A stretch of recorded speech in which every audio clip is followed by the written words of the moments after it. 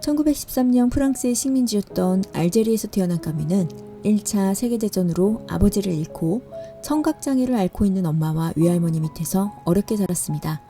그의 외할머니는 아이들에게 손찌검하는 게 일상이었던 분이었고 형편이 어렵기 때문에 까뮈가 초등학교만 졸업하면 일을 해서 돈을 벌어오길 바랬습니다. 그러나 그의 스승 제르맹은 장학생 시험에 합격해 학비가 들지 않고 유공자 자녀의 혜택도 받을 수 있다고 가족을 설득해 까뮈의 상급 학교 진학을 도왔습니다. 훗날 까뮈가 노벨 문학상을 받았을 때 제르맹 선생님께 기념 연설문 책을 헌정하면서 그의 간신과 따뜻함 덕분에 학업을 포기하지 않을 수 있었다고 진심 어린 감사를 전한 이유죠. 어렵게 상급 학교에 진학했지만 까뮈는 17살의 폐결핵으로 학교를 중퇴하고 유양길을 떠나서 고전들을 탐독하기 시작합니다. 그때 평생 스승으로 존경했던 장 그르니에에게서 큰 영향을 받았다는 것을 그들이 주고받은 편지를 통해 확인할 수 있습니다. 건강을 회복한 까뮈는 20대에 접어들면서 히틀러 권력에 저항하며 지필 활동을 시작하고 대학에서 철학을 전공하기로 합니다. 첫 번째 산문집 결혼은 폐결핵 재발로 요양을 위해 떠난 여행에서 시작됩니다. 그래서 삶의 부조리뿐만 아니라 저항에 대한 사색과 삶에 대한 철학이 가득 담겨 있습니다. 특히 까뮈의 저항 정신을 이해하기 위해서는 실존주의 철학에 대한 이해가 필요한데요. 무신론적 실존주의의 선구자로 평가받는 사르트르는 인간의 본질은 인간의 자유 속에 허공에 매달려 있다고 말했습니다. 그리고 사르트르의 철학사조는 인간은 자유를 선고받은 존재라며 자유에 대한 부정적이고 어두운 측면을 강조한 걸 유명합니다.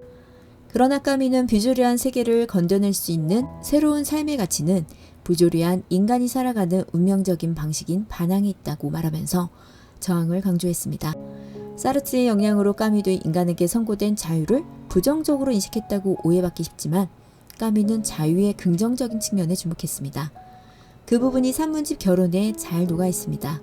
까뮈는 자신의 고향인 알제리의 아름다운 자연을 감각적으로 항해하면서 부조리한 삶에 대한 냉소가 아니라 자연의 위대함을 긍정하며 삶에 대한 내밀한 사랑을 고백합니다. 티파사에서 그는 어떤 의미로는 내가 지금 내거는 건 다름 아닌 내 삶이다. 뜨거운 돌의 맛이 나는 삶, 바다의 숨결과 지금 울기 시작하는 매미들로 가득한 삶, 미풍은 상쾌하고 하늘은 푸르다. 나는 꾸밈없이 이 삶을 사랑하며 이 삶에 대해 자유로이 이야기하고 싶다고 말했습니다. 제밀라에서 그는 따뜻한 바람의 난폭한 사원은 나의 모든 생명력을 소진시켰다. 내 안엔 겨우 이 어렴풋한 날개짓, 신음하는 이 생명, 정신의 이 희미한 반항만이 남아있을 뿐이다. 라고 말했습니다. 그는 인간이 자신의 현존을 인식하는 것은 더는 아무것도 기대하지 않는 것이기 때문에 영혼의 상태를 드러내는 풍경이 있다면 더없이 천박할 것이라고 말했습니다. 산문집 결혼을 출간하고 1년 후 탈고한 이방인에 등장한 메르소가 어머니의 죽음에 그토록 무심하고 이상해 보였던 이유가 이해되는 대목이었습니다. 그리고 자각하는 죽음을 창조하는 것이야말로 세계와 우리의 거리를 좁히고 영원히 잃어버린 세계의 달뜬 모습을 인식한 채로 기쁨 없이 끝맺음하는 길이다는 구절을 통해서 이제껏 자기 것이라 믿었던 생각을 부정하고 스스로의 운명과 맞섰던 메르소가 순수와 진실을 되찾은 순간을 떠올리게 됩니다.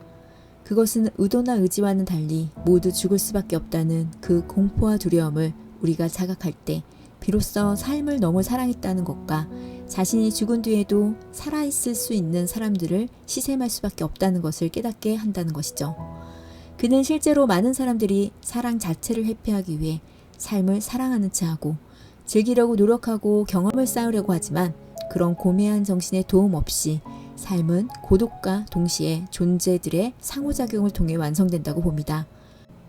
또한 알제리의 여름에서 그는 그리스인들은 판도라의 상자에서 가장 끔찍한 악인 희망을 꺼냈다고 말합니다.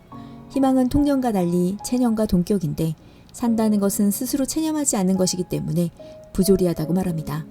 그런데도 끝내는 사라질 이 너그러운 사랑이 인간과 대지의 결혼을 축복한다고요.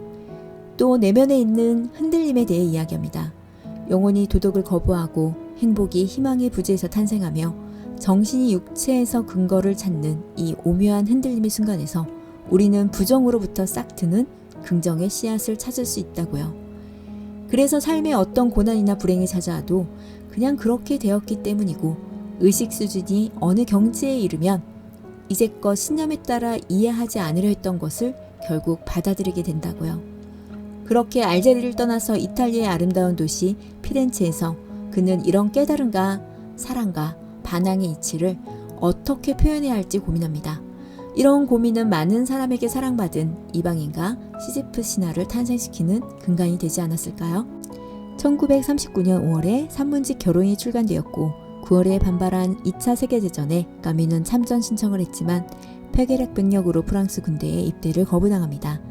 그 후 26세 오랜 시간 별거했던 첫 번째 아내와 이혼을 하고 두 번째 아내와 결혼하여 오랑으로 여행을 떠납니다. 페스트의 배경인 오랑은 산문집 여름에서 강물성 하늘, 먼지로 덧칠된 자연으로 묘사됩니다.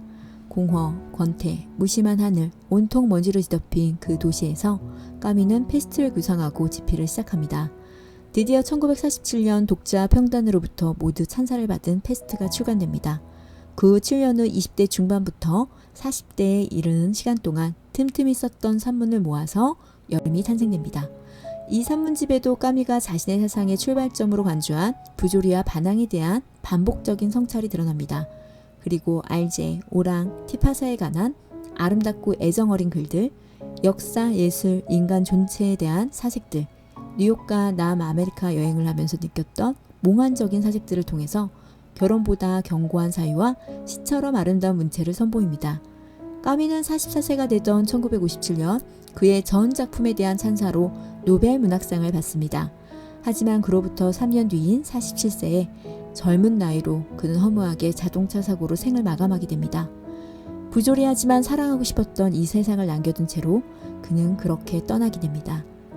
인간은 누구나 아플 수 있고 죽을 수 있지만 그가 남긴 글은 불멸을 획득하여 아주 오랜 시간이 흘렀는데도 여전히 많은 사람들에게 사랑받고 있습니다. 삶이 언젠가 사라질지라도 까뮈의 글이 이렇게 유한한 삶을 초월해 수많은 독자에게 무한한 사랑을 받고 있다는 것은 우리가 주목할 대목입니다. 그는 살아생전에도 실존주의라는 낙인을 거부했다고 합니다. 그의 작품에서 거듭 강조된 부조리, 저항, 자유의지에 대한 사상은 근대에 등장한 실존주의 철학에 대한 관심을 증폭시켰고 대중화에도 기여했습니다. 하지만 그의 철학 자체를 실존주의 철학과 동일하게 받아들여지길 원하지 않았던 것이죠.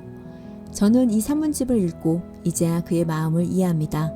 그는 소펜하우어처럼 염세주의자가 아니었고 사르트르처럼 자유를 부정적으로 받아들이지도 않았습니다. 그래서 세상의 부조리에 한멸을 느끼기보다는 그 부조리를 통해서 세상을 더 사랑할 수 있다고 믿는 사람이었으니까요. 그래서 부조리에 대응하는 태도로 페스트의 주인공 의사 리유가 보여진 성실함과 간염에 대한 거부, 그리고 영웅주의를 믿지 않는 이유도 납득할 수 있었습니다. 이성이나 역사 철학을 부정하면서도 인간이 자신의 운명을 인식하면서 부단히 발전해왔다는 것을 믿었던 그가 진정으로 원했던 삶은 사랑하는 것을 위해서 살고 사랑하는 것을 위해서 죽는 것이 아니었을까요? 절망과 허무에 빠지지 않고 최악의 상황도 극복해 나가면서요. 그 어떤 관념도 어떤 사상도 우리의 본질을 규정할 수 없으며 오직 저항과 자유의지만이 우리의 삶을 완성해 갈 수 있다는 까뮈의 가르침은 삶에 대한 무한한 사랑에서 탄생했다는 것을 이해하는 즐거운 시간이 되었습니다. 난해하고 어려운 표현이 많아서 쉽게 읽히는 책은 아니었지만 까뮈의 산문집 결혼 여름을 통해서 삶의 부조리와 내면의 흔들림이 가진 가치를 이해할 수 있었습니다. 여러분에게도 그런 가치를 깨닫는 시간이 되길 바라겠습니다. 여러분을 위로하고 응원하는 톡톡이었습니다. 구독과 좋아요는 사랑입니다. 다음에 또 만나요.